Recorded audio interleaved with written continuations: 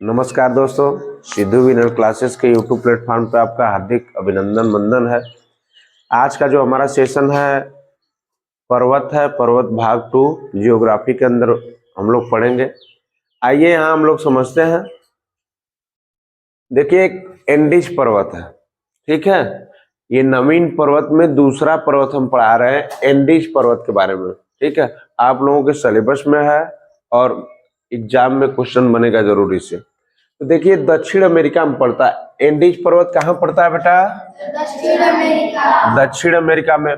और देखिए, दक्षिण अमेरिका के किन किन शहरों में पड़ता है? देखिए, कोलंबिया, बोलिए Colombia, Ecuador, Peru, Bolivia, Chile, Argentina, ठीक है। ये जो एंडीज पर्वत है, इतने शहरों में क्या है, इसका विकास देखा जाता है। बात समझ में आ रहे हैं? तो ये जो दक्षिण अमेरिका में पड़ती है, तो आपसे पूछा जाएगा कि एंडीज पर्वत कहाँ पड़ती है? दक्षिण अमेरिका में, ठीक। अब दक्षिणी अमेरिका अगर ऑप्शन नहीं रहेगा तो इसमें से कोई भी ऑप्शन दे सकता है, ठीक है। तो आप क्या कर सकते हो, उसको अगर याद रहेगा तो टिक जरूर लगा लेंगे। आगे, यह विश्व का सबसे लंबा पर्वत है। सबसे ज्यादा इंपॉर्टेंट तो यही बन गया कि जब पूछेगा कि सबसे विश्व का जो कौन सा पर्वत ऐसा है जो लंबाई में ज्यादा है, तो आप क्या बताओगे? एंडीज पर्वत। क्या बताओगे? तो इसको लिख लीजिए, वेरी वेरी इंपॉर्टेंट। क्या लिख लीजिए? Very very important. अब हम लोग आगे की ओर बढ़ेंगे। और देखिए, चोटी भी होती है। जब पर्वत है तो उसकी शीर्ष चोटी होती है। देखिए, चोटी क्या होती है, इस चीज को समझना है।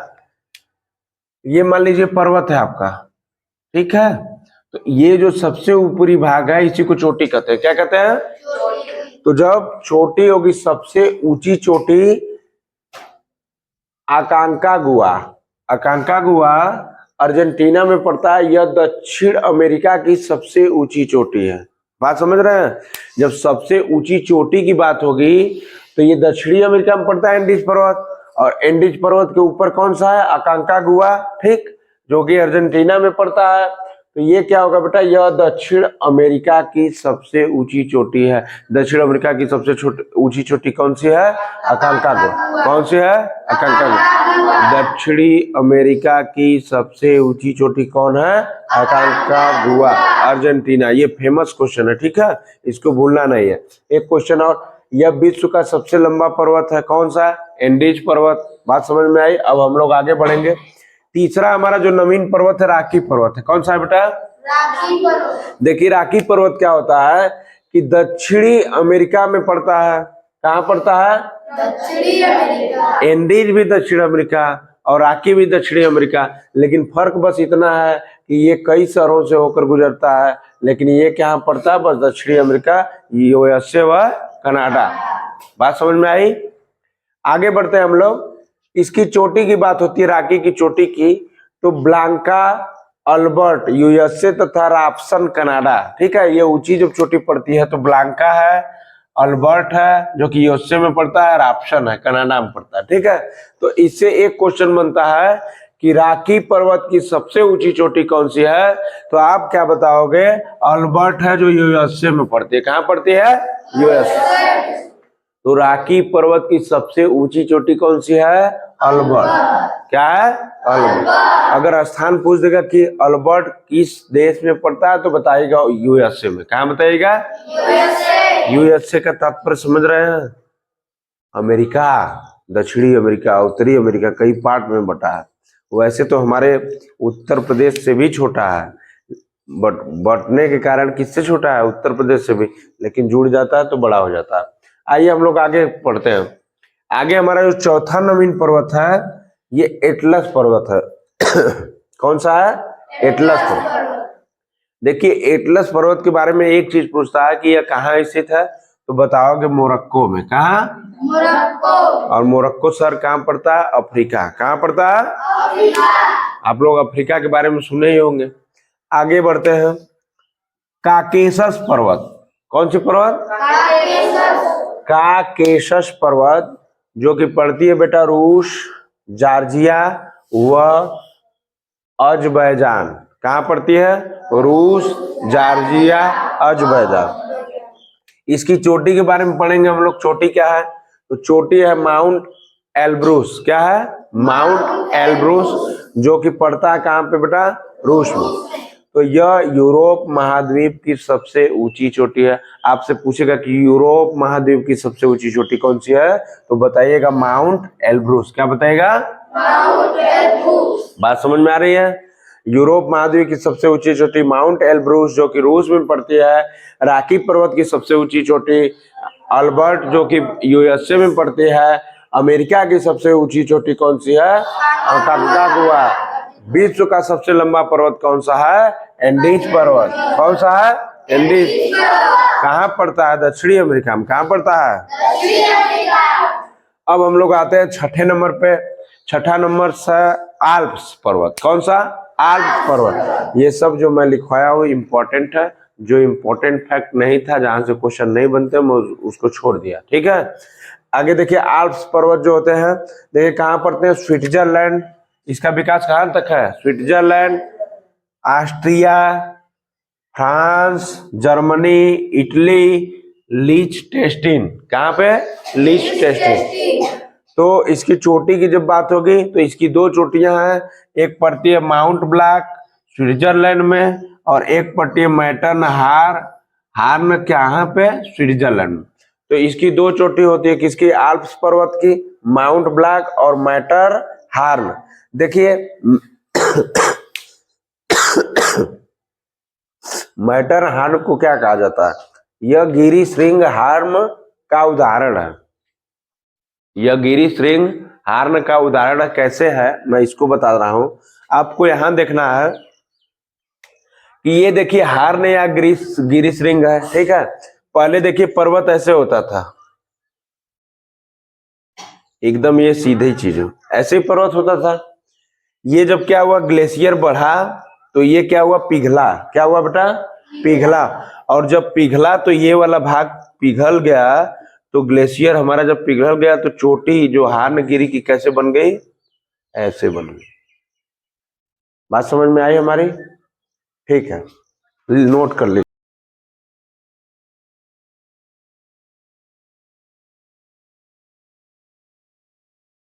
भ्रांशोत्य पर्वत के बारे में। किसके बारे में बेटा?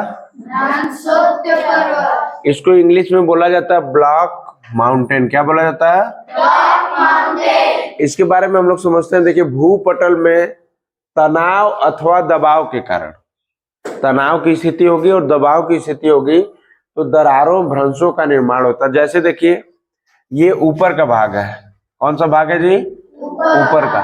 और इसमें जब दबाव पड़ रहा है तो जब दबाव पड़ेगा तो कुछ भाग टूटेंगे, और जब भाग टूटेंगे तो दरार पड़ेगी। उसी को क्या कहते हैं?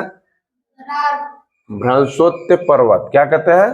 भ्रंशोत्य पर्वत। अब आगे आते हैं कि जब भ्रंश के सहारे भूखंड का कोई भाग धंस जाता है। ठीक है, जब ये देखिए एक ही में पर्वत था, ये अब दबाव के कारण ये नीचे आ गया तो देखिए धंस गया, अथवा कोई भाग उठ जाता है। ये वाला भाग क्या हुआ? उठ गया। तो धंसे हुए भाग को भ्रंश घाटी, धंसे हुए भाग को क्या कहते हैं? भ्रंश घाटी। तथा उठे हुए भाग को, उठे हुए भूखंड को होर्स्ट कहते हैं। क्या कहते हैं? होर्स्ट। अथवा ब्लॉक कहते हैं। इसी को क्या कहते हैं? ब्लॉक। होस्ट या ब्लॉक।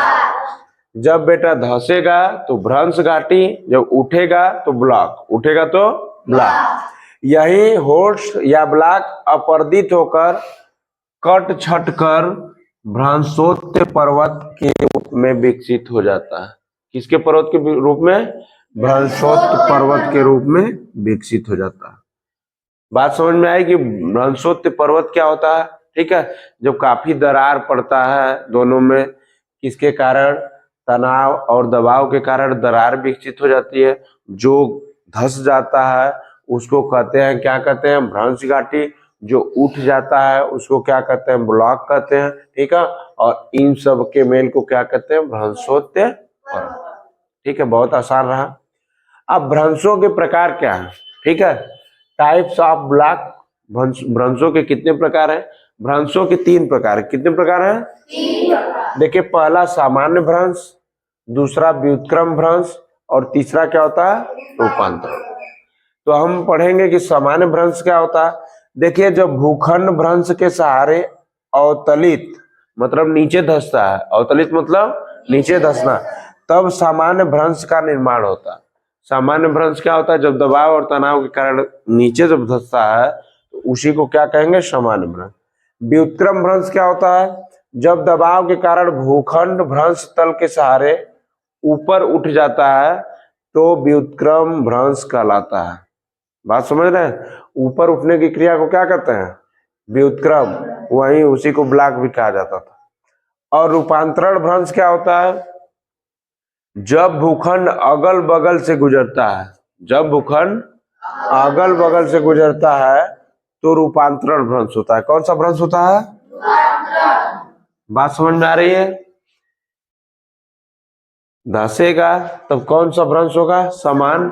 उठेगा तो कौन सा भ्रंश होगा? व्युत्क्रम भ्रंश। जब अगल बगल से गुजर जाएगा तो कौन सा भ्रंश होगा? तो भ्रंशों के कितने प्रकार हो गए? 3 प्रकार। अब इसके उदाहरण के माध्यम से समझ लेते हैं।